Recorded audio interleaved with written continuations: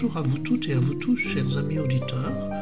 J'ai donné pour titre à cette émission « Qui donc est ce Dieu créateur ?» C'est la deuxième émission d'une série de 5 sous le titre général « Il était une fois des paradis ». Dans l'émission précédente, en relisant le livre de la Genèse, nous évoquions ce paradis idyllique où Dieu crée des créateurs, où il crée des êtres interdépendants, où il crée des hommes et des femmes libres, libres de choisir leur posture et responsables de leurs actes. Nous évoquions aussi le fait que, dès leur origine, l'homme et la femme détournent une création foisonnante de vie pour tous, en se laissant attirer par le désir de tout s'approprier à leur seul profit et de prendre le pouvoir sur le monde. Qui est donc ce Dieu créateur? Et comment va-t-il réagir quand les humains utilisent leur liberté pour tout s'approprier et pour prendre le pouvoir? Nous continuons ici à lire les 3 premiers chapitres du livre de la Genèse et à ouvrir quelques pistes. Nous qui associons souvent Dieu à celui qui envoie les malheurs et les catastrophes, nous qui disons souvent « Qu'est-ce que j'ai fait au bon Dieu pour que ça m'arrive ?» Eh bien, dans ce texte de la Genèse, Dieu fait sortir du chaos et de la confusion. Les tout premiers mots de la Bible, Genèse chapitre 1, verset 1, « Au commencement, Dieu créa le ciel et la terre était informe et vide, les ténèbres étaient au-dessus de l'abîme, et le souffle de Dieu planait au-dessus des eaux. » Face au chaos, face à cet abîme que nous connaissons bien quand nous plongeons dans les ténèbres, face au chaos, à l'abîme, à l'informe et au vide, Dieu crée la vie. 5 fois, les premières lignes de la Genèse disent que Dieu sépare. Il sépare la lumière des ténèbres, il sépare les eaux qui submergent, il sépare la terre et la mer, il sépare le jour et la nuit. En séparant, Dieu remet de l'ordre dans le chaos et fait sortir de la confusion. Ce Dieu qui fait sortir du chaos est aussi Dieu le vivifiant. Les premières lignes de la Genèse répètent plusieurs fois « Produisent, foisonnent, à profusion, soyez féconds, multipliez-vous. » Dieu, c'est la vie à foison, à profusion. Luc dira dans l'Évangile « Il n'est pas le Dieu des morts, mais des vivants. » Cesserons-nous un jour de dire que nous rencontrerons Dieu après notre mort, alors qu'il est la vie, cette vie même que nous expérimentons en nous aujourd'hui et dans tout ce qui donne vie ou restaure la vie sur cette planète de la création où nous vivons? Cesserons-nous de l'implorer et de multiplier les sacrifices pour obtenir ses grâces alors qu'elles coulent de source en permanence et que nous n'avons pas à les demander mais seulement à en rendre grâce et à les faire fructifier? Ce Dieu qui fait sortir du chaos, ce Dieu vivifiant, est aussi un Dieu qui parle et qui fait ce qu'il dit. Et sa parole fabrique de la vie. 9 fois dans le premier chapitre de la Genèse se trouve l'expression « Dieu dit ». Et chaque fois sa parole fait surgir la vie. Dieu fait ce qu'il dit.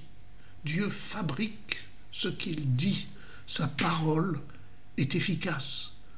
Loin de tous les baratins des bonimenteurs ou de ceux qui vous disent « T'inquiète pas, ça ira mieux », sa parole est efficace et ses mots produisent de la lumière, de la vie, des créatures.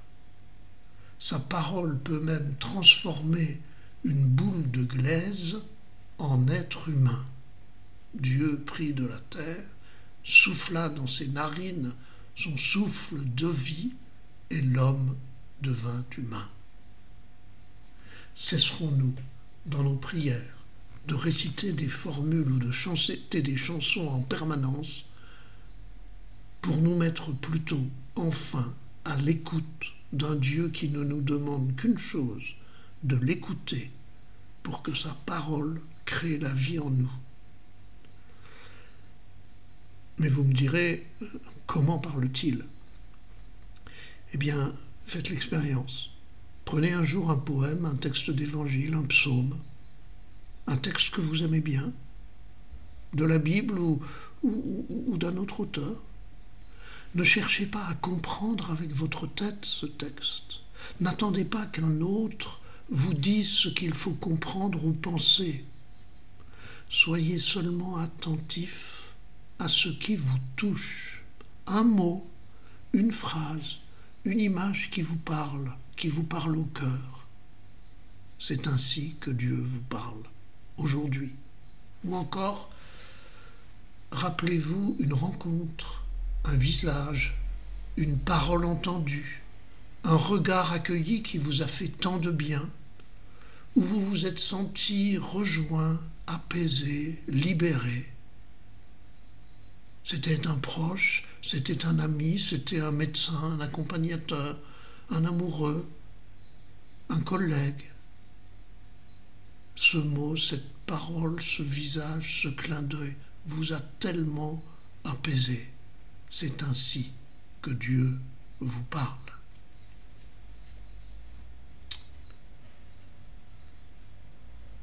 Ce Dieu qui sort du chaos, ce Dieu vivifiant, ce Dieu qui parle, est aussi un Dieu délicat qui protège. Dans le livre de la Genèse revient plusieurs fois le fait de la nudité du premier homme et de la première femme. Au paradis du jardin de l'Éden, l'homme et sa femme étaient nus et ils n'en éprouvaient aucune honte l'un devant l'autre. Lorsque l'homme et la femme cherchent à devenir maîtres du monde et à s'approprier le monde à leur seul profit, alors aussitôt, écrit la Bible, leurs yeux à tous deux s'ouvrirent et ils se rendirent compte qu'ils étaient nus. Alors ils ont honte et se cachent, ayant peur de Dieu. Oui, quand je me fais Dieu et que j'utilise la création pour mon seul profit, alors tout, y compris le corps de l'autre, devient objet de satisfaction de mon plaisir. Et la liberté naturiste du paradis devient onde et nécessité de se cacher. Se cacher, c'est aussi ne plus pouvoir regarder l'autre en face parce que la honte me culpabilise ou me dévalorise. Comme Adam et Ève, nous avons souvent honte et nous nous cachons. Ou bien nous allons nous confesser comme on va au tribunal quand on est accusé, en nous demandant comment Dieu va nous faire payer ça.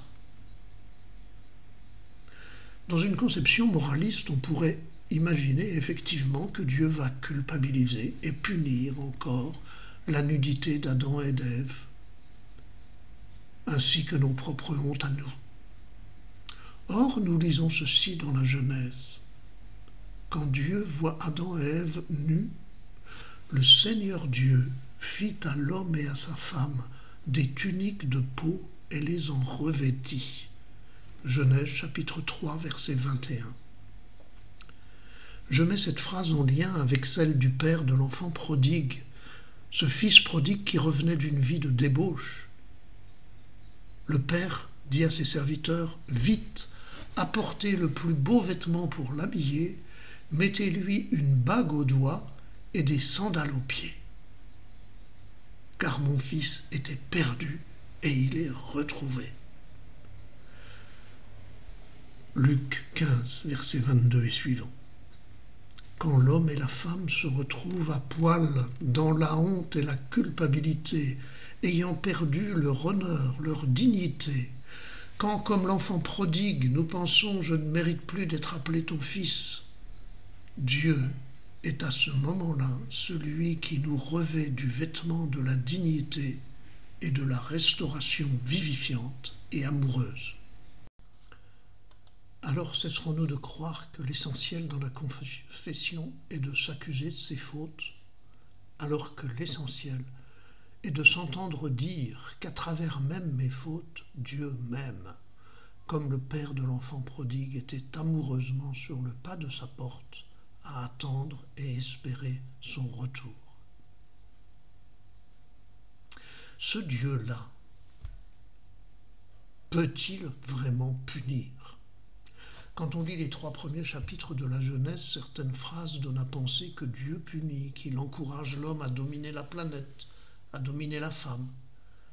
Certains utilisent cela pour discréditer le langage religieux ou au contraire pour justifier leur propre domination. Une autre interprétation me semble plus juste. Les textes du 8e siècle avant Jésus-Christ, comme la Genèse, sont des textes marqués par la culture de l'époque. Dans le livre de la Genèse, ce qui est décrit comme punition de Dieu n'est que la description de l'expérience des hommes de toutes les époques face aux difficultés, aux épreuves et aux souffrances de la vie quotidienne. Chacun les interprète dans son expérience, dans sa culture, ici comme une punition de Dieu, alors que nous pouvons les lire aujourd'hui dans notre culture comme les conséquences de la responsabilité de l'homme dans les actes qu'il pose. La punition est une invention de l'homme quand ses congénères refusent son autorité ou quand l'homme se sent en faute. Alors il s'imagine que ses supérieurs vont le punir, et c'est souvent ce qui arrive. Eh bien nous-mêmes, quand nous nous sentons en faute, nous projetons sur Dieu cette image humaine où nous croyons que Dieu, comme nos supérieurs, peut nous punir. C'est ce que croyaient aussi les auteurs de la Genèse, présentant un Dieu qui punit l'homme et le chasse du paradis. Ces auteurs vivaient plusieurs centaines d'années avant Jésus-Christ et ne pouvaient pas encore s'imaginer un Dieu tellement amoureux qu'il vient donner sa vie sur une croix pour sauver les pécheurs. Ce qu'il faut chercher dans les textes bibliques, c'est ce qui est nouveau, ce qui décale de la culture de l'époque. Par exemple, la femme sort du côté de l'homme, nous dit la Genèse. Cela signifie qu'elle est de la même nature que l'homme, qu'ils sont égaux, et que leur relation ne s'enracine ni dans les pieds qui écrasent, ni dans la tête qui commande, mais dans le côté du cœur qui aime à égalité. Dès le paradis terrestre, Dieu donne une mission positive aux humains. Dieu prit l'homme et le conduisit dans le jardin d'Éden pour qu'il le travaille et le garde. Genèse chapitre 2, verset 15. La seule attitude du vrai Dieu est celle qui revient en boucle et en refrain permanent dans le récit de la création de la Genèse. Et Dieu vit que cela était bon. Et Dieu vit tout ce qu'il avait fait, et voici, cela était très bon. Et c'est cela de très bon que Dieu confie à l'homme, prenant même le risque que l'homme le dénature. La seule attitude de Dieu, ici comme pour le fils du prodigue, c'est de respecter la liberté de l'homme, de le laisser assumer la responsabilité de ses choix, et finalement, de restaurer l'être humain qui revient vers lui dans sa dignité d'image de Dieu, c'est-à-dire d'être vivant et vivifiant. C'est ce qu'il nous reste à découvrir et à déguster quand nous abandonnons définitivement la peur d'un Dieu qui punit pour découvrir un Dieu qui restaure, remet debout, ressuscite. Bonne semaine et à la semaine prochaine pour poursuivre « Il était une fois des paradis ».